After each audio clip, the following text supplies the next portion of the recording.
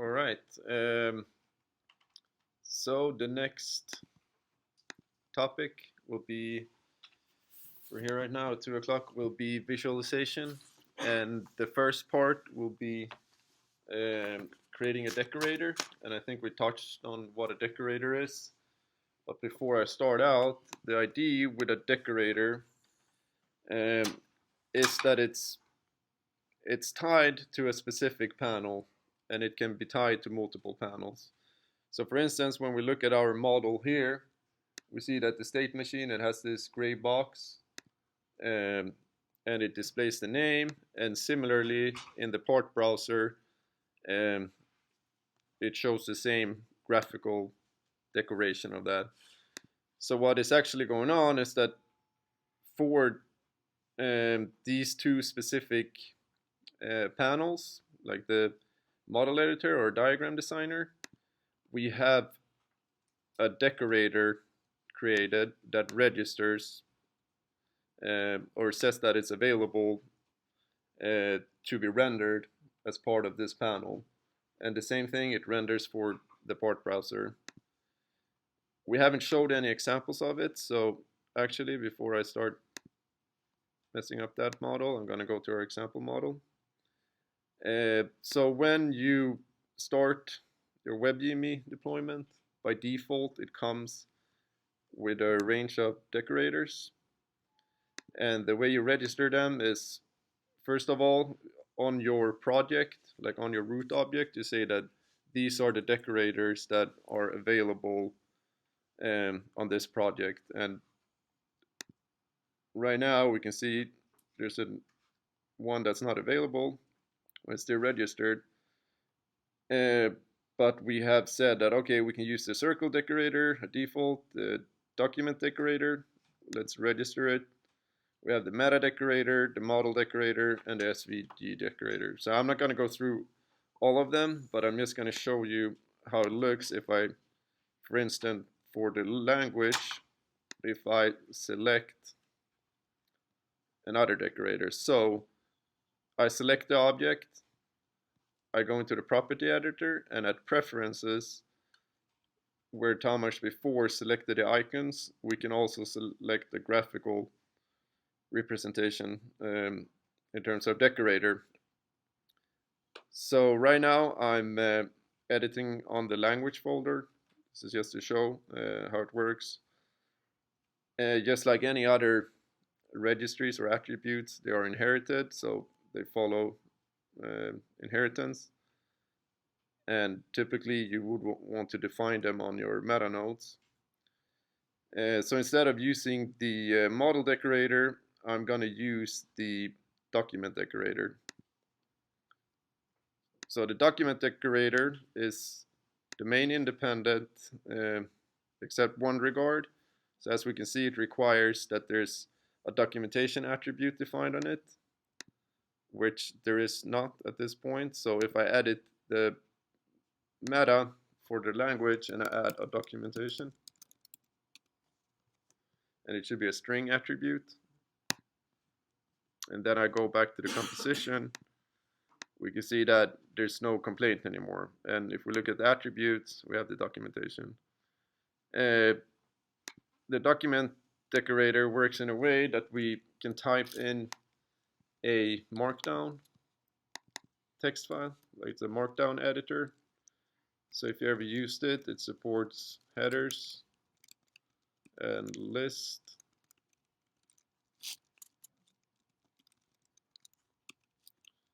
And you can do regardless. So when we view this node on the canvas now, instead of just having the name, we're actually visualizing the rendered markdown text. And you could change the color of it. So up here we can set the registries of the background color.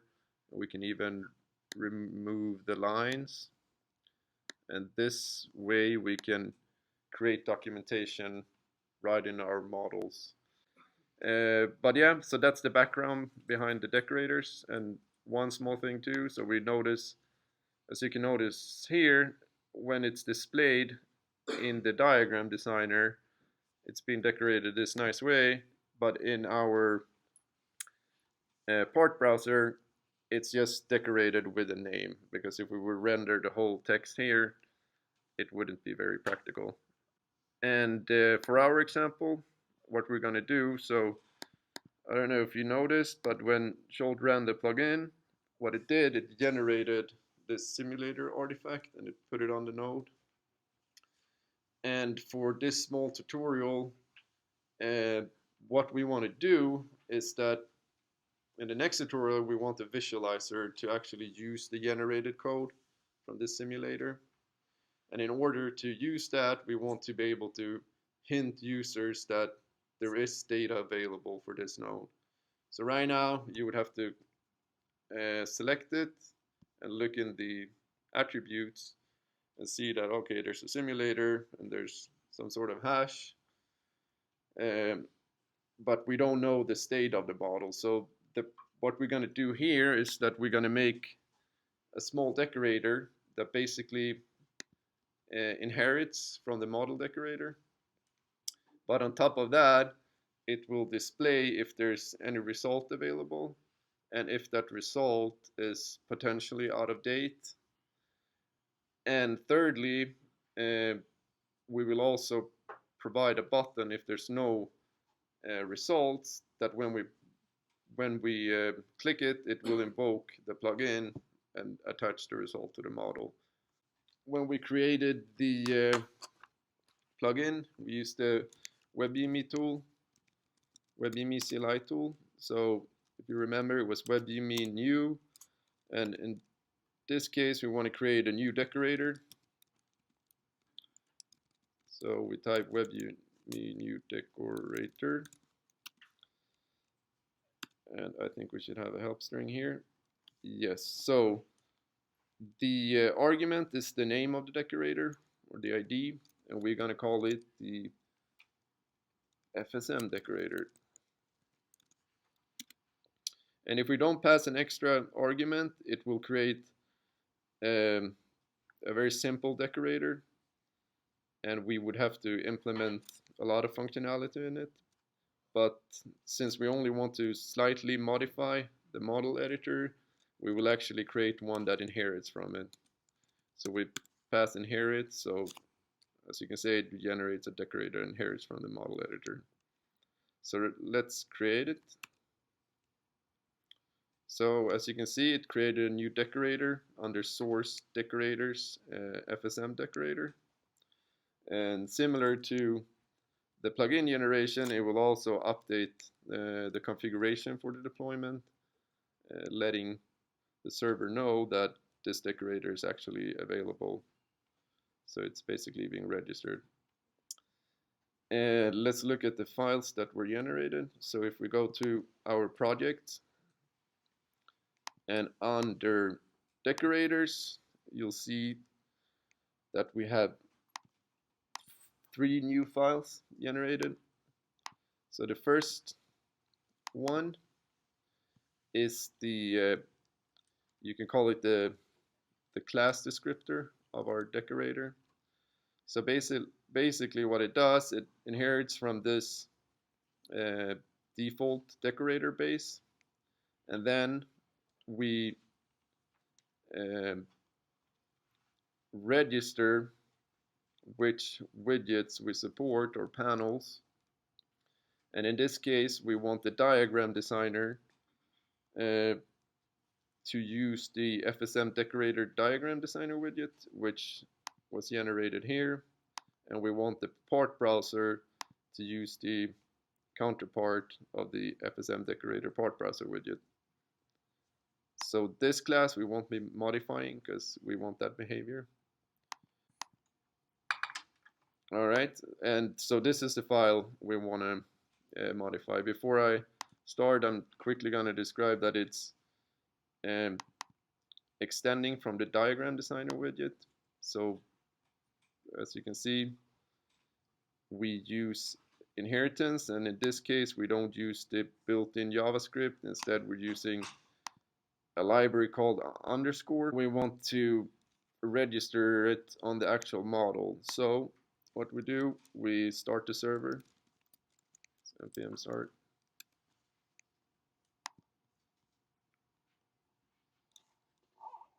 All right, and we go back to our model, and in this case we want to use the finite state machine. So as I mentioned, it was a two-step process. So first we tell that within this project or domain, if you will, the valid decorators are the selected ones. So we'll say that the FSM decorator is valid. This means when we go inside and register it for a particular node, in this case it will only apply to the state machine type because no other node has the data we're going to display. So in preferences we explicitly set that it should use the FSM decorator. As you notice, nothing really happened because we're just inheriting. So before I start modifying the code, I'm going to bring up the Explorer again. I'm going to do it from the menu one time, so the developer tools. All right, so we have a logger similar to the plugin, and in order to display the messages from a logger, we need to set, we're depending on this library called debug, and what it provides is that whatever you log through it, if you don't explicitly set a regular expression that matches any of your loggers, it won't log anything. So we're gonna register a regular expression, meaning whichever logger matches this regular expression will log to the console. So I'm gonna refresh the browser and let's see if we get some logging. So now we can see that our FSM decorator actually logged, and it's saying it's created. And here's from the diagram designer widget. It says the constructor, and then it says this node was added to the canvas. And one more thing I'm going to do before I start looking at the code is, so all the code from WebGME, if we load the page from the index HTML, it will use minified versions, and even though we have source maps, it's typically better to have the full non-minified code. And so we created this utility entry point called debug HTML, and it will load all the code from WebGME as non-minified, plus all the libraries that we're using on the client side will use their non-minified version. So from now on, I'm going to use the debug HTML. So a decorator in the diagram designer has three main methods that are invoked from the diagram designer. And these are the on add to. So that basically means it's triggered when the DOM element for that node is added to the rest of the DOM tree. And it's typically when you navigate a model and you open up a new active node and you see all the boxes, that will trigger the on add to event. Another case where it will be triggered is if you have a model open and you create a new node and it's being displayed on the canvas. So this on add to doesn't distinguish between whether the node was newly created or it was just the context that we were switching. Then we have the destroy, which again is similar to the on add to. It could be when we navigate to a new active node and the previous ones are no longer there, they're being destroyed, and this is where we typically clean up any events that or event handlers we have registered. And finally, we have the update event. So the update event is whenever there's changes regarding this node, and these updates are typically invoked when there's changes either directly on that node or in any of its bases. So if, for instance, we have an attribute on the base and we have an instance of that, and then we change the attribute on the base, then it will actually update the node we're interested in. So one thing I should mention is that each decorator instance is tied to one node on the canvas in this diagram designer sense. So let's edit it. So what we want to do, the purpose is we want to check if there's results attached to this particular node. The code is potentially outdated.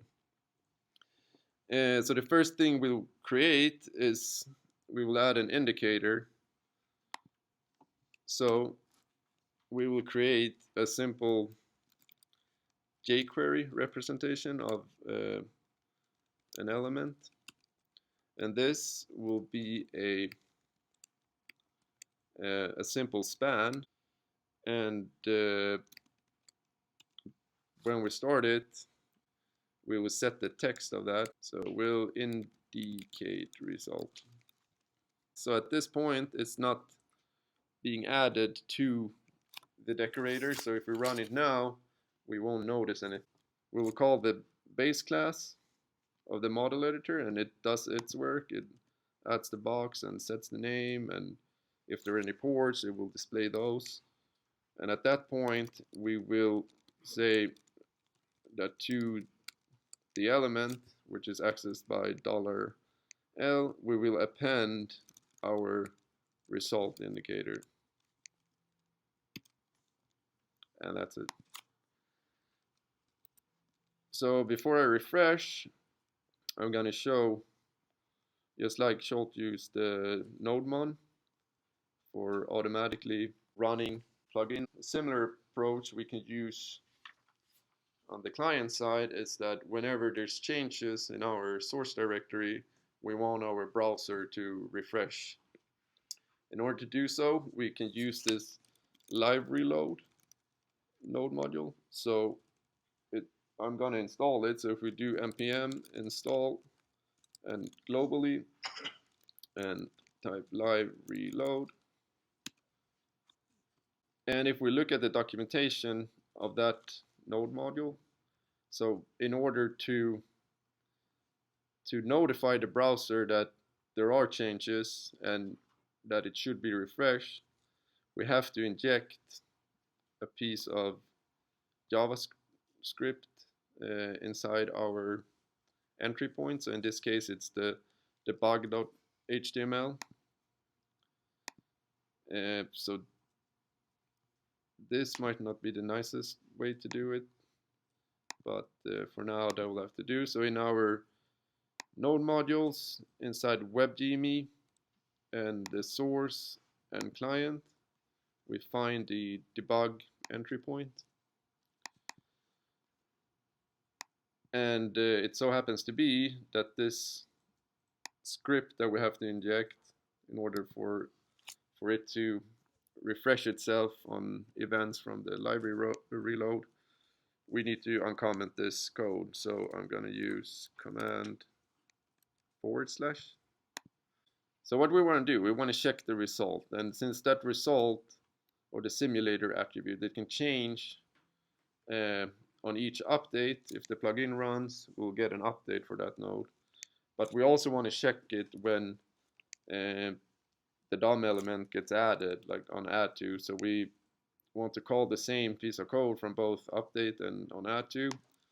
So in order to do that, we're going to create a helper method that we're going to put on the prototype, meaning we can call it from our instance. And we're going to call it check for result.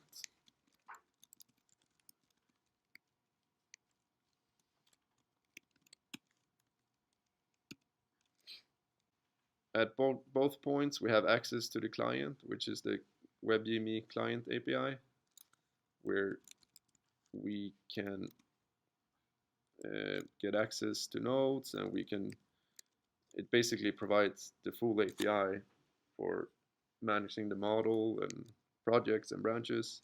Right now, we're mainly interested in getting information about the node, and on the client, we can get the nodes by calling get node, and we pass the path or ID. So on the client side, it's typically what's known as the path. On the core API is known as IDs here. And at this point, the diagram designer ensures that this node object is actually available. But if you invoke this on a path that doesn't exist or is not loaded, it will actually return an undefined. Let's try to get the asset hash. So this is basically the simulator. And similar to the core, but differently, we have methods on the node objects on the client side. And these correspond to the methods on the core API. But instead of passing the node itself as a first argument, we can use the node object and invoke the method without that extra argument. So we want to get the attribute simulator, and that's where we stored the data. So if that is defined, then our result indicator, the text, should be has code. And if not, the result indicator simply has no result. After we added the result indicator, we will invoke the check result function. We pass the client and the node object. And in the same way, I will copy this line. In the update, after the default decorator has done its job, we will call it there too. And I'll save it. I was in the wrong directory. CD.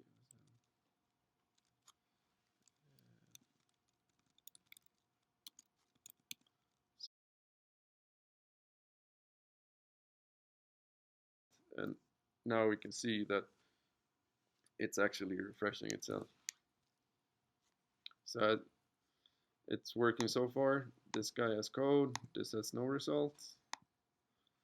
If we make a copy of the deployment process, we name it copy.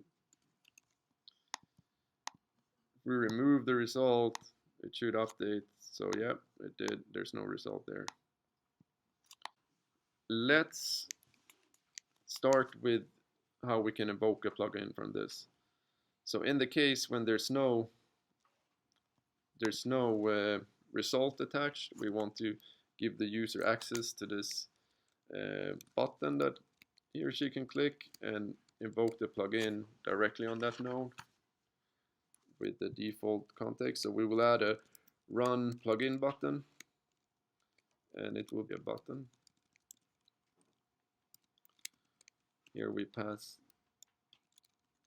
the properties of the or attributes of the element that we're creating. It should be of type button, and the classes, so we're depending on bootstrap, and we can pass these CSS classes, and through that library we will get some nice visualization of it.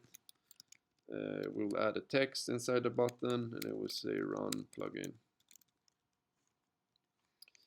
And in the same way that we appended the result indicator, I'm going to duplicate this line, and I'm going to append the plugin button, the run plugin button.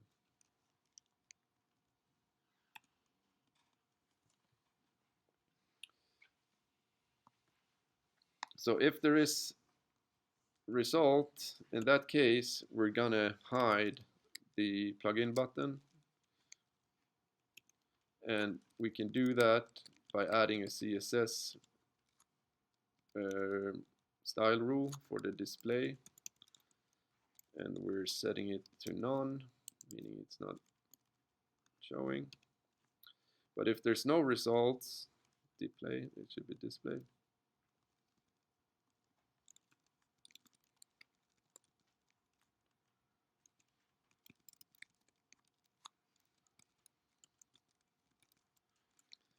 Now we want to set it back to what the default was, and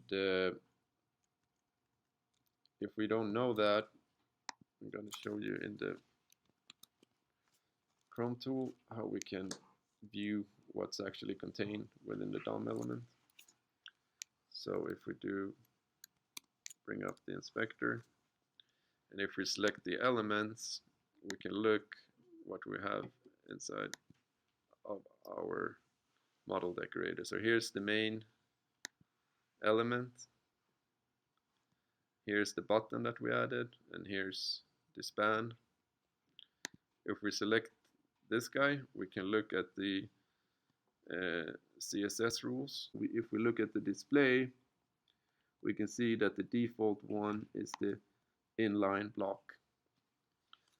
So when we want to visualize it, we're actually going to set it to inline block. And at the same time, we are also going to make sure that we don't show the result indicator at this point. So display inline block,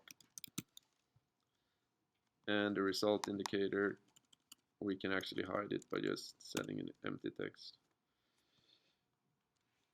When it's displayed, we want to attach an event to the click. So when we click on it, so in jQuery, there's an on method, which is basically a way to register event handler. So on the click, we want this function to be invoked. And the node is clicked. At this point, we would like to use the client and invoke the plugin on that node. So the first thing that we want to collect is the plugin context. So whenever we invoke a plugin, we need to say which project it is running on, which are the active nodes, which is the current commit hash, which is the branch. And instead of figuring out all of that from here, we can get the current context from the client. So get current plugin context.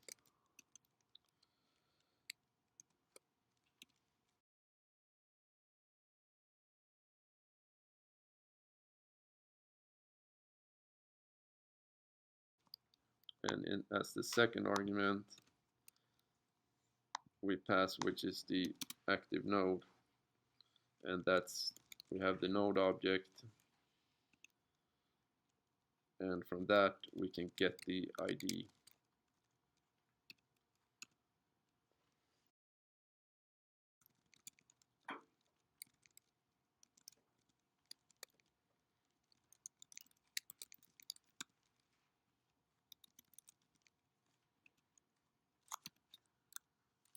So let's look at that.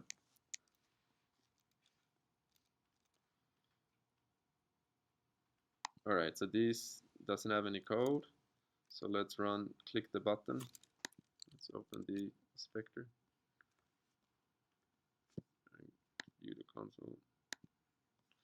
So here you can see that we get the configuration. Right now there's no plugin configuration. We have the active node, which we said was this node. Can we view it? 2U, not U2. We have the active selection. We don't really care about that. We have the project, the commit hash, under which namespace it's running, and which branch. So, as a final thing, when we have the plugin context. What we do, we want to use the client to run this plugin inside the browser. Again, we pass the name FSM code generator, and we pass in the plugin context that we got from the server, and then we give this callback.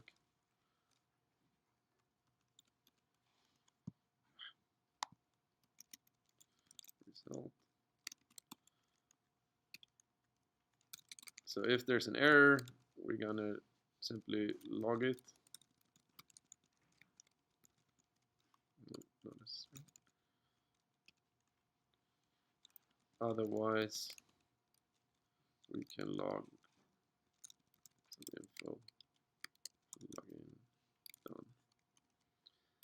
And since the plugin will add result, we should also see the indication that our model is changing. Plugin done, and I could log the result.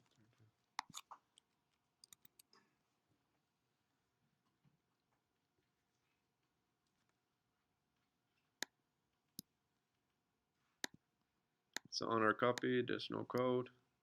We run the plugin. Now the button disappeared. We saw that the simulator code was added by using the simulator origin.